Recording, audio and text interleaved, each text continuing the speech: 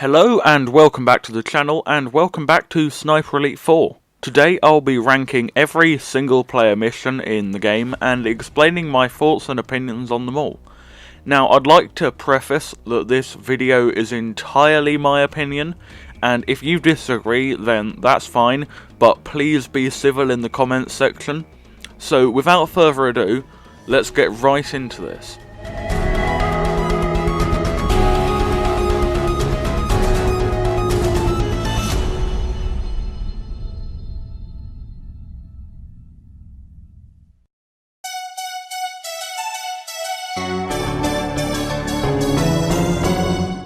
In my opinion, the worst level in the game is Magazino facility. Magazino does have some excellent sniping positions, and the terrain and overall feel of the map is quite unique and nothing like any other mission in this game. Additionally, the battle against the 3 tanks at the end of the mission is fantastic. However, Magazino is bland with very little variation in terms of terrain or verticality.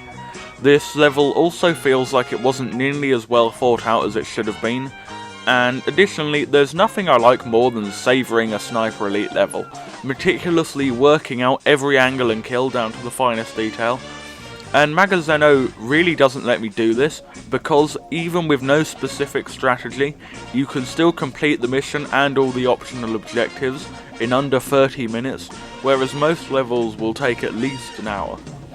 In 11th place is Deathstone 1. Deathstone 1 is set in a naval dockyard and has some excellent set pieces, such as the destroyers you fight on, and the train depot towards the far end of the map.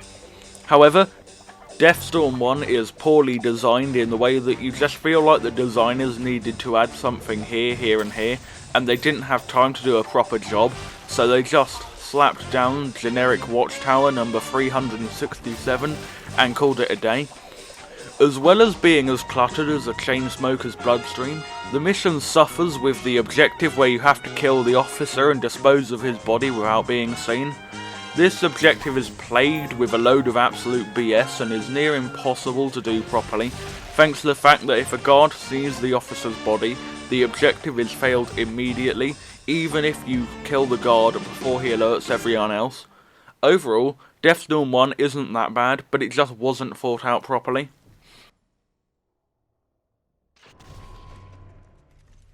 In 10th place is Sansolini Island. Sansolini is an excellent level, especially compared to the first level of Sniper Elite 3, which smelt of stale eggs and sandals.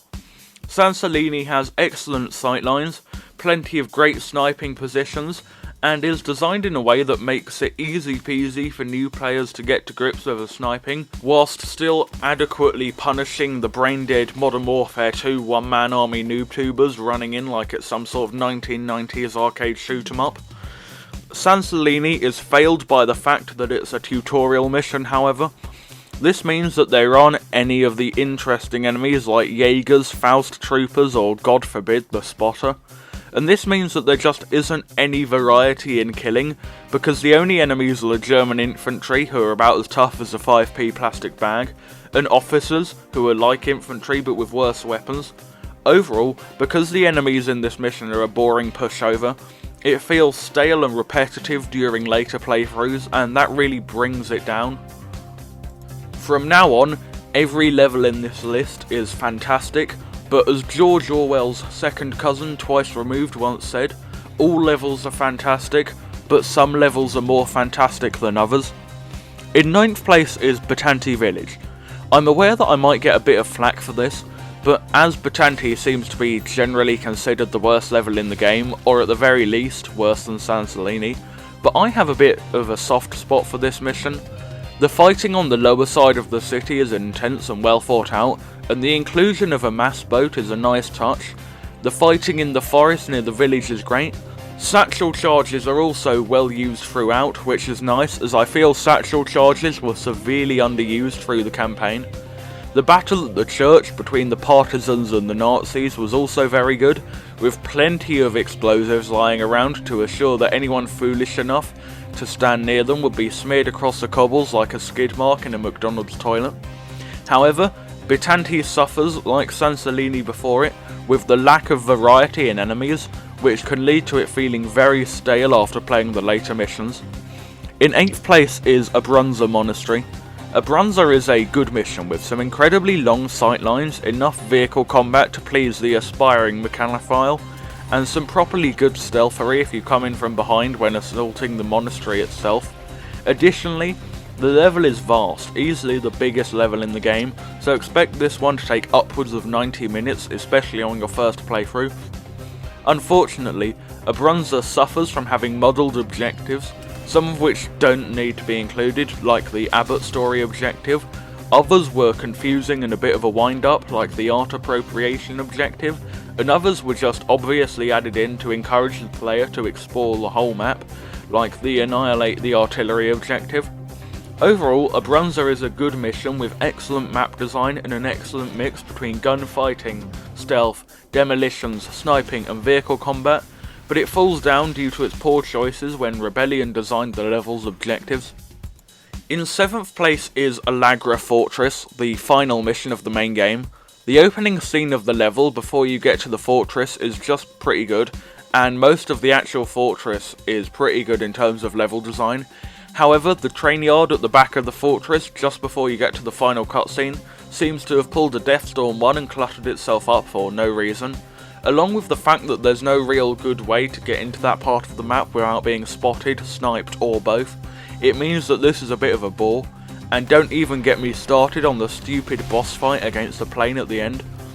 Overall, Allagra isn't bad, it's just plagued with small areas that just weren't designed particularly well, and this reflects badly on the map as a whole. In 6th place is Lorino Dockyard. Lorino is an excellent level, with long sightlines, a good amount of verticality, and lots of stinky sniping spots for you to use and abuse. The level is also incredibly non-linear, and can be tackled in pretty much any way you please. Additionally, this and Batanti Village are the only levels to make imaginative use of the satchel charges, which were criminally underused throughout the campaign.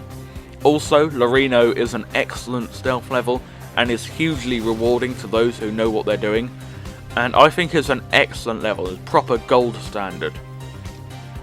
In 5th place is Giovi Fiorini Mansion.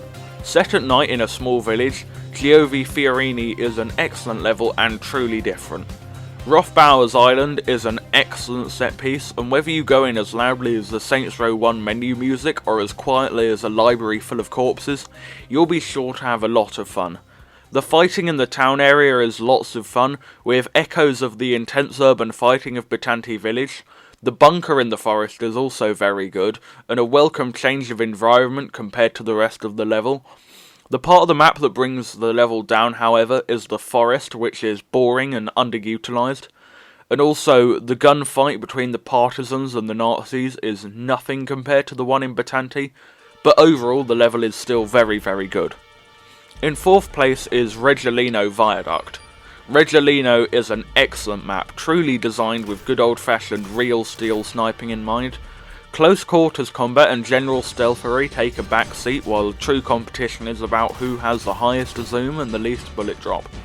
The 500 meter plus sniping at the beginning of the level is fantastic, all the vehicle combat is brilliant, the fighting on the viaduct itself is like something out of an action movie, and whilst I don't think it was designed for it, there's some proper fun to be had if you want to go in quietly.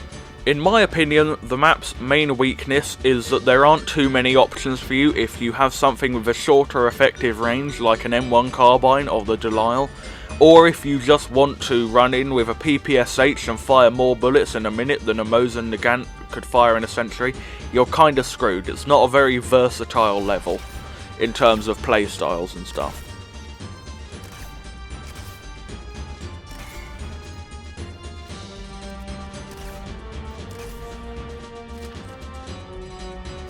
In 3rd place we have Deathstone 2, which is an excellent level, and also I think it's kind of forgotten about, mainly because it's the DLC map that isn't as good as Target Fuhrer or Deathstorm 3, and also not total scrotum flakes like Deathstorm 1.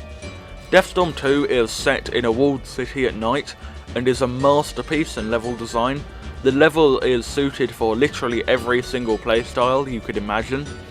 If you like stealth, sniping, machine gunning everything like it's going out of fashion, blowing everything up, not killing anyone, it doesn't matter because Deathstone 2 is set up for everything. The fighting in the university is fantastic, no matter how you do it, and the urban warfare is like Batanti Village turned up to 11. And the stealthery is pure perfection. Amazing. In second place we have Target Führer. Target Führer is amazing because of the sheer replay value. I've been playing the game for a while now, and I'm still finding new places on the map. Additionally, there are a ton of fun ways to eliminate history's biggest knobbag, from crushing him under a U-boat, blowing him up with a sea mine, or booby-trapping the man's soup. There are so many things to do. Not to mention the fact that the map itself is incredibly well designed, with basically hundreds of hidden passageways and secrets to lose yourself in. And, if all else, who wouldn't want to kill Adolf Hitler? And in first place, as the very best level in the game, we have Deathstone 3. Deathstone 3 is kind of just like a big, warm hug. You've poured hours into this game. You've blown up tanks, assassinated high-ranking officials, helped the Allies, the partisans, and even the Mafia. You've kidnapped Hitler's top scientists and killed his best friends. You've single-handedly destroyed the Nazis' newest missile strategy, and you've even surgically removed Adolf Hitler's remaining testicle using a 7.62 by 54mm Russian rifle round. You've done everything.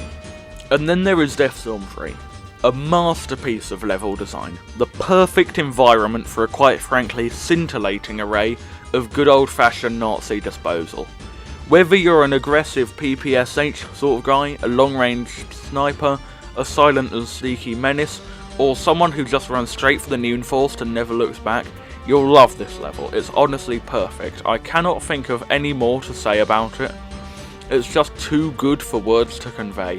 I beg you, buy the DLC if you haven't already and set aside 2 hours with no distractions, no phone going off with another MySpace notification, no Spotify blaring like a car alarm, no idiot single party ranting about how he killed me because he's hacking. Just play the game, play the level, and relish it.